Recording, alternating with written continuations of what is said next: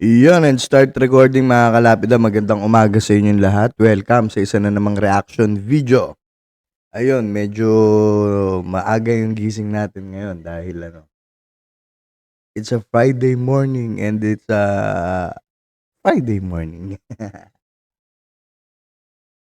Ngayon mga kalapida, bigyan natin ng reaction video itong SMNI channel, 'di ba? Kung ano nangyari nung humarap si Ka Eric sa camera. Pero bago natin puntahan yung camera, pakinggan muna natin yung balita at konting reaction ni Coach Jarrett dito. Okay?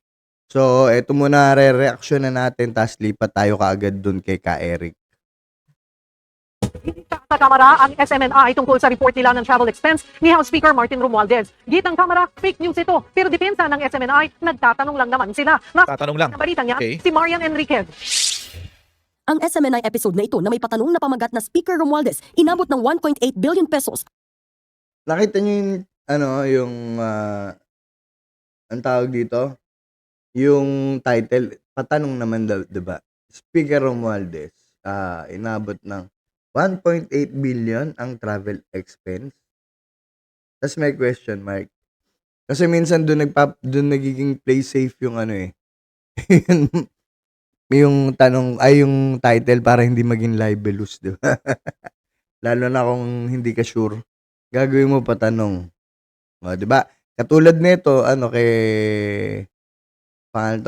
Coach Jarrett, SMNI, tupi sa camera. Pero question mark, 'di ba? Sino ba sa kanila ang tama?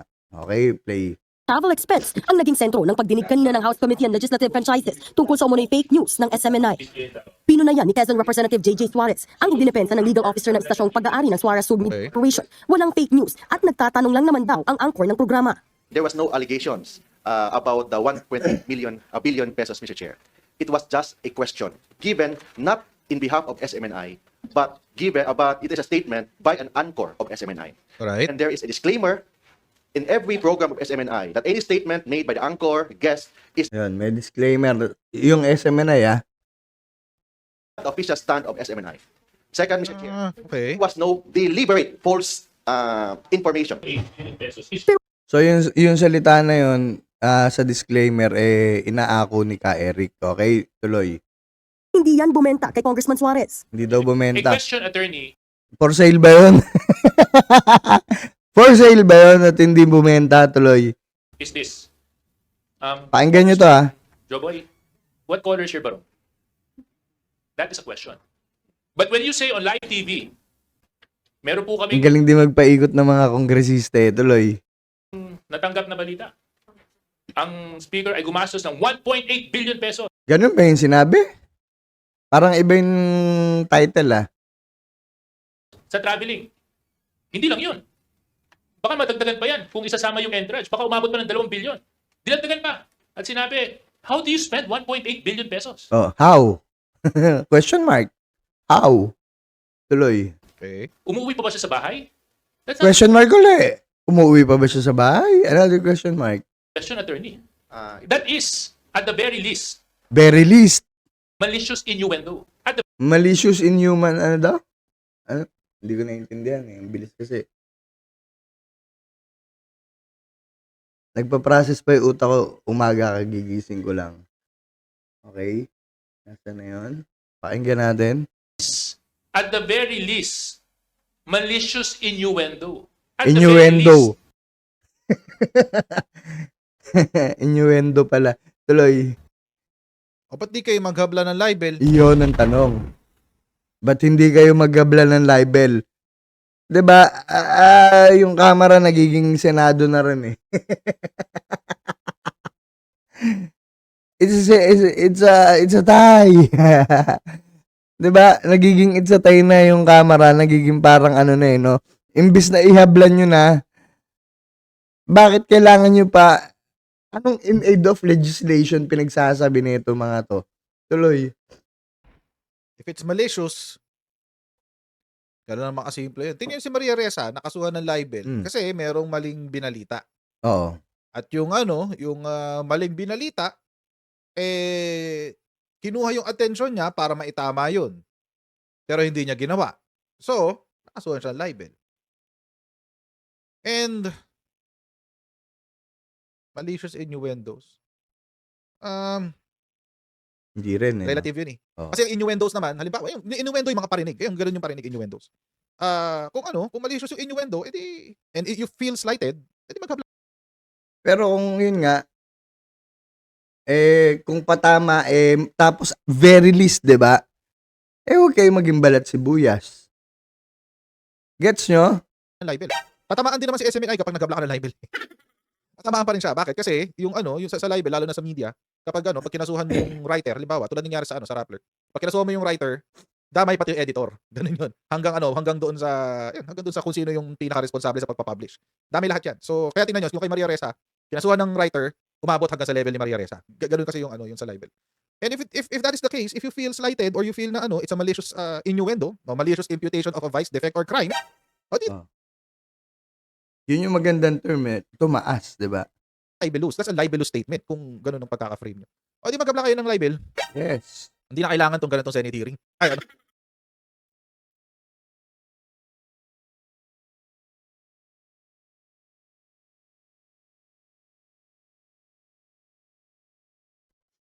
Excuse lang Grabe.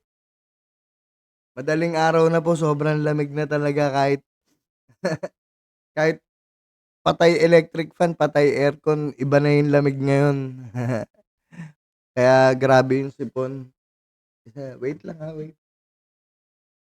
Pakinggan muna natin si Coach. Congressional hearing. Sa totoo lang, hindi talaga kailangan to. This is a waste of time. This is a waste of time. But anyway, tuloy natin balita. Tama yun, But tama yun, from tama my yun. understanding, that is a direct accusation Ngayon, ikaw na yung nag-aakusa din. Same lang. House of Representatives. We cannot dictate on our anchors what questions to ask, Direct how to ask, accusation. when to ask. Okay. In the same manner, if there are guests there, we cannot also tell the guests to answer this way or that way. They exercise a certain degree of independence. Pagdidiin naman ng mga kongresista, hindi rin pwedeng sabihin ng SMNI na protektado sila sa kanilang disclaimer dahil nasasaad sa Section 4 ng kanilang prangkisa o Sinabi ko ito isang beses. na hindi dapat hayaan ng franchise holder na magamit ang kanilang mga pasilidad sa pag-eere ng mga Sinabi ko ito nung nakaraan, doon sa nakaraang video, nung title yata ng SMNI franchise na Mimiligro. Ito yung sinabi ko, feeling ko titirahin sila dito sa provision na to, ito parte na to. Or for the dissemination of deliberately false information or willful misrepresentation. So, Deliberately ba? Yun yung Tama tanong. tayo, guys. Kaya nga ang tanong, deliberately ba? Kung patanong. Korte lang makakasagot niyan. Hindi yung camera. Kasi yung camera, sila lang yung tinamaan talaga. Pero makakasagot niyan. Kung tama ka dyan, Coach Jared, kung ididemanda nila. Ngayon, tapusin natin dyan. Diretso agad tayo dito. Tignan natin kung may natutunan ako sa batas natin, ha? Ito na yung explanation ni Ka Eric. Tuloy. Conclusion doon.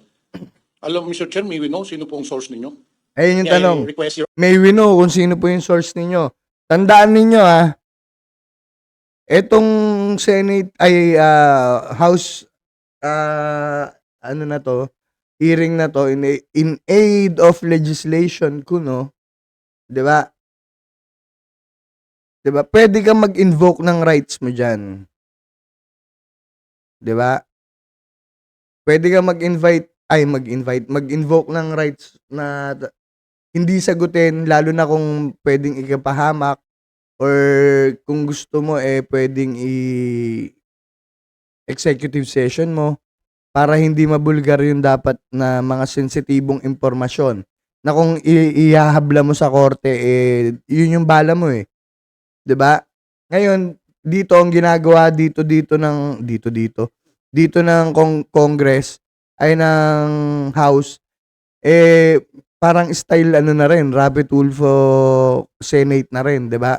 Yung mga senador na nananakot, okay? Tuloy natin. But ewan ko but dahil sa isang tao lang na uso ngayon yung grandstanding, no? Tuloy.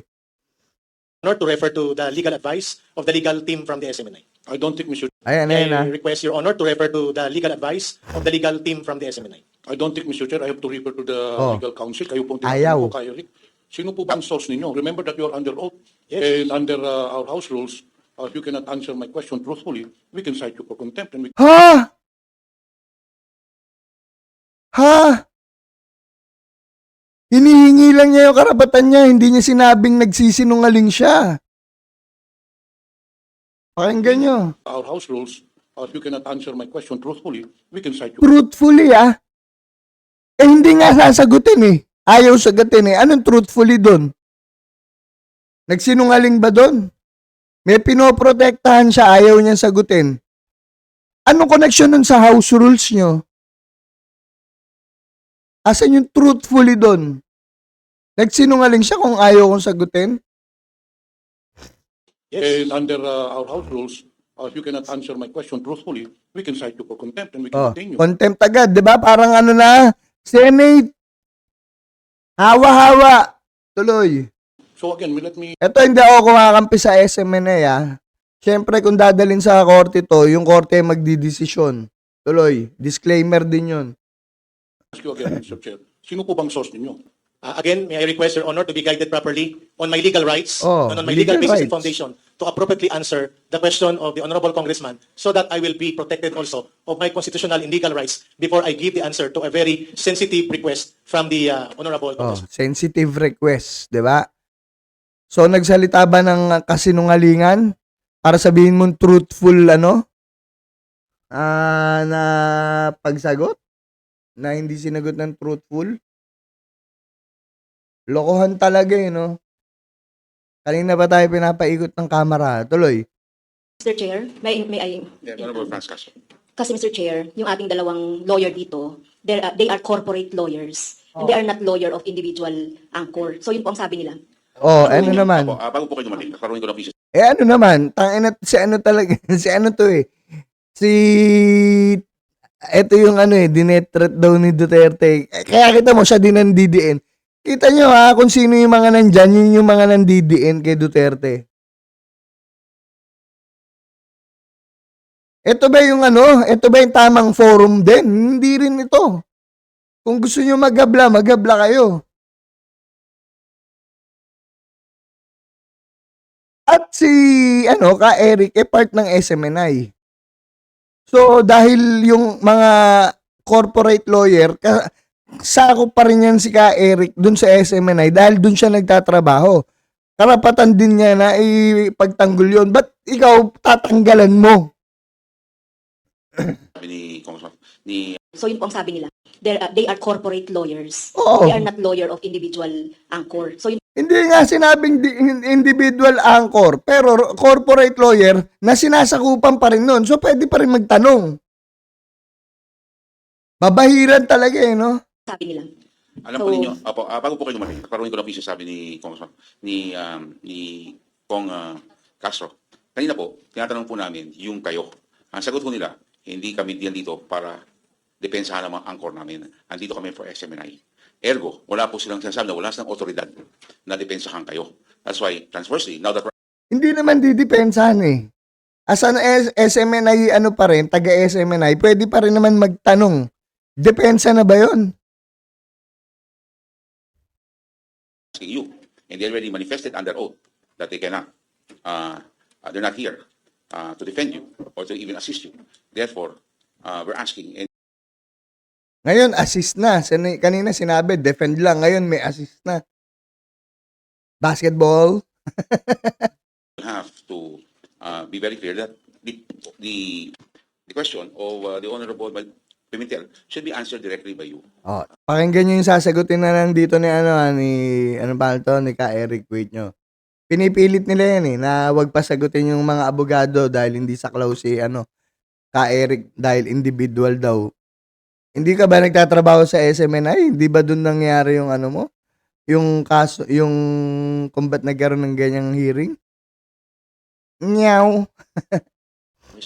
Kasi po, Baka sa GMA niya na-report yun tuloy.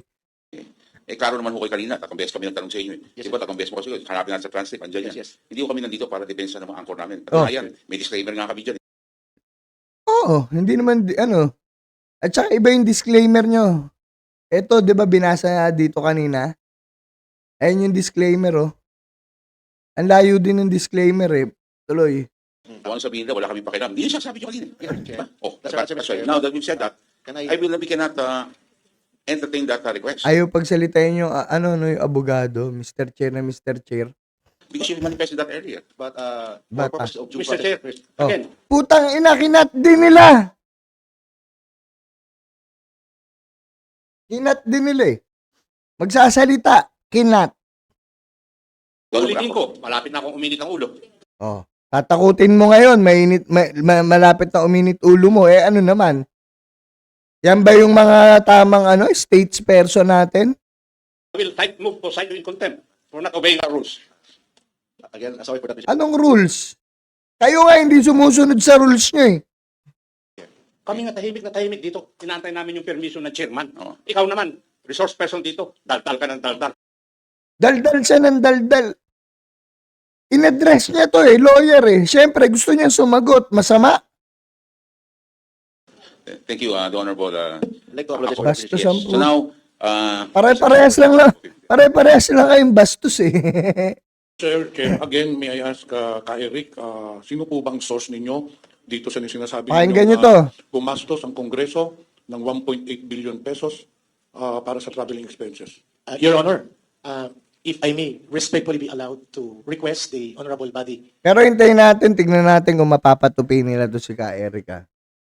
this committee, since the question, I think, borders to my right about the protection of my source, as well as to my constitutional right, may I humbly request the committee, are my constitutional rights suspended in this committee hearing? Because it is my right, I believe, to have a legal advice on sensitive matters that require for me to be protected by my constitutional right. So, Sinagot yung dahilan kung bakit ayaw sagutin balikan natin. Sinagot yung dahilan kung bakit ayaw sagutin. Pakinggan nyo.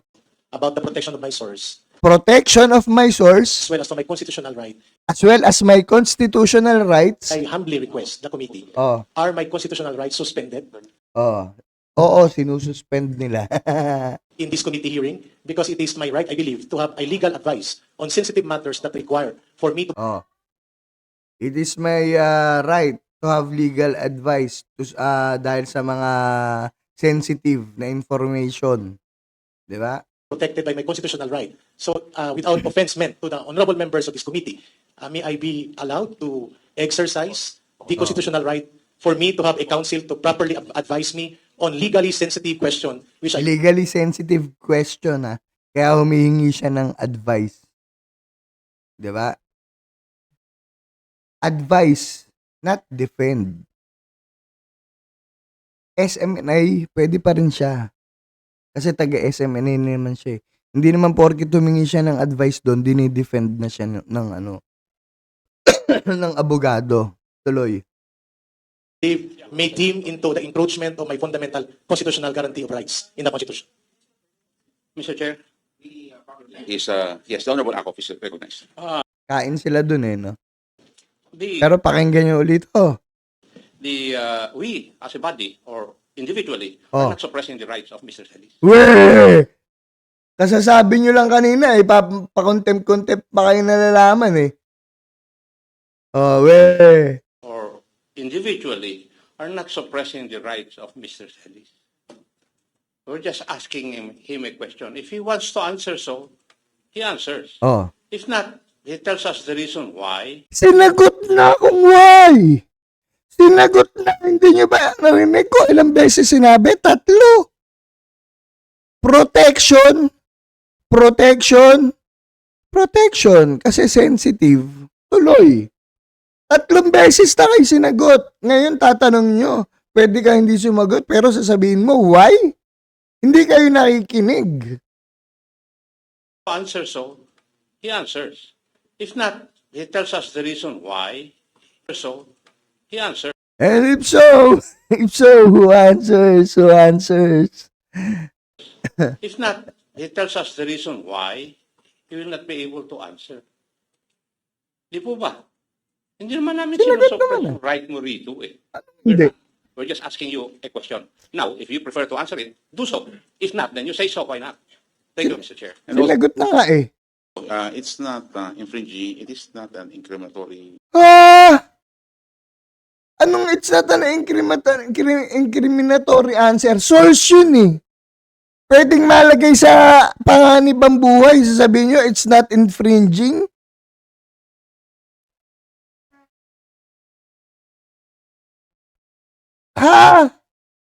Naririnig ba nila yung sarili nila?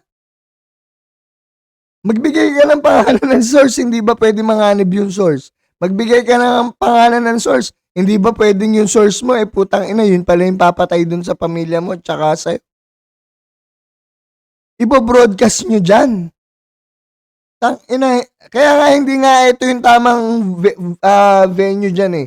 Sabi nga ni Coach Jarrett, kung ididemanda nyo, dapat sampahan yung kaso. Libel.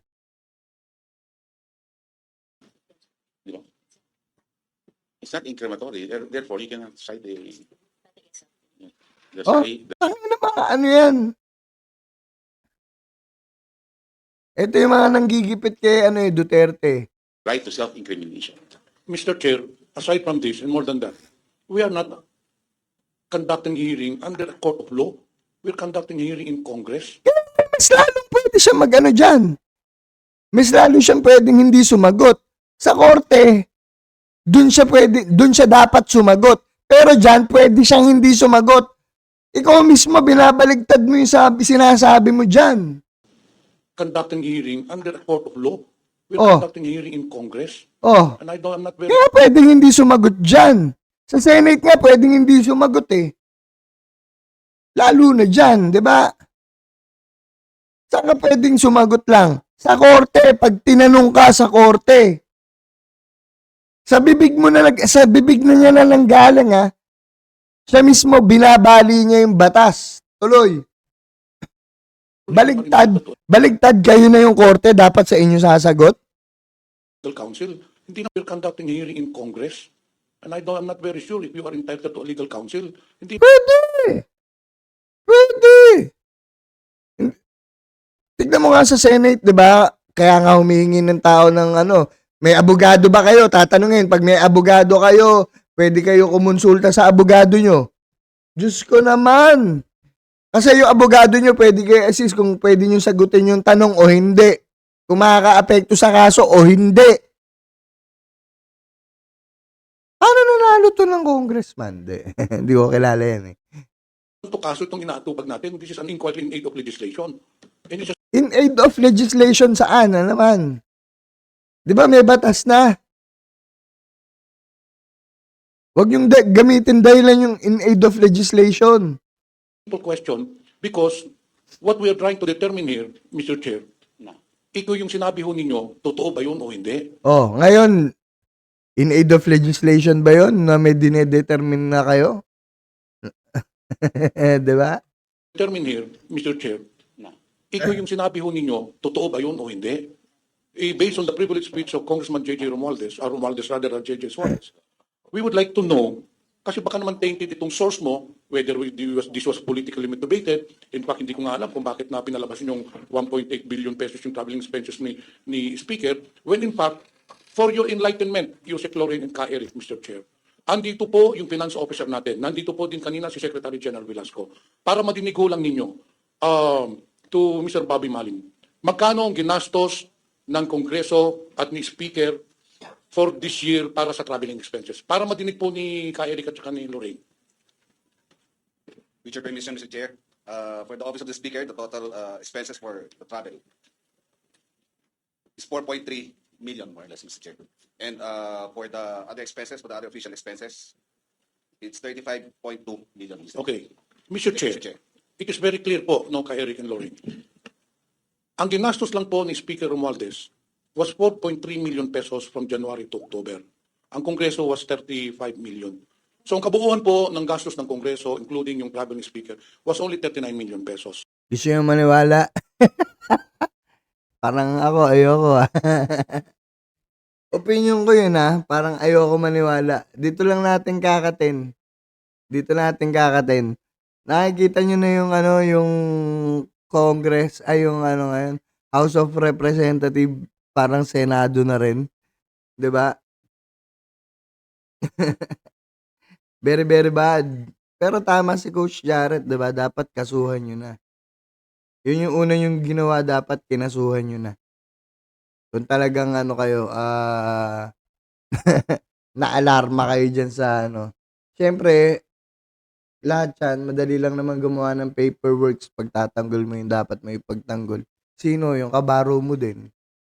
Kaya, hindi ko naman pinatototohanan na totoo yung sinasabi ni Ka Eric. Kaya nga sabi ko sa inyo, ang dapat magdetermine dyan, hindi rin kayo. 'Di ba? Kasi magiging bias eh. Ang dapat magdetermine dyan, yung hukuman. I-demanda nyo. So, yun lang muna mga kalapida. Magandang umaga. At mamaya, sana manalo yung Clippers sa Golden State Warriors and stop recording mga kalapida.